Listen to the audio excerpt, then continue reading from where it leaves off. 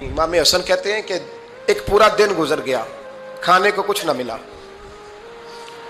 अगली शाम आ गई तो चंद रोटियां खाने में मिली। जौ लाए हजरत अली, जनाब फातिमा ने पीस के रोटी पकाई। फरमाती हैं सबको खाना खिला दिया तो अपनी रोटी आपने रख ली। जब आप खाना खाने लगी, खाने पर हाथ ही रखा था कि दरवाजे पर किसी ने सदा दी। तो कहते हैं बोलने वाले के लफ्ज बड़े अजीब थे।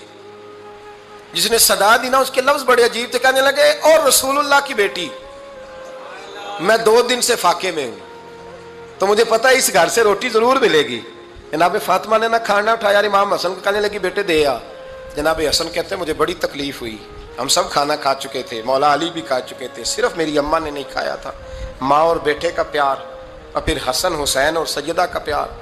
फरमाते मैंने कहा अम्मा जी आधी दे देते हैं, आधी आप खा लें, पूरा दिन गुजर गया आप फाके से हैं। तो कहते हैं हजरत फातिमा ने मेरे सर पे हाथ रखा, फिर मेरा माथा चूमा। कहने लगी बेटा तूने उसकी आवाज़ नहीं ना सुनी जिसने सदा लगाई। उसने ना तो अली से बात की ना तेरे साथ बात की, उसने तो कहा रसूलुल्लाह की बेटी। तुमने सदा नहीं ना सुनी, उसके लफ्ज क्या है, उसने तो मेरे साथ बात की। और फिर फरमाया बेटे मैं 1 दिन से फाके में हूं, वो 2 दिन से फाके में, मेरा 1 दिन गुजारा और हो जाएगा उम्मत के साथ। एक दिन ना एक नबी पाक की बारगाह में शख्स आया, उसने कलमा पढ़ा। कबीला बनु सुलैम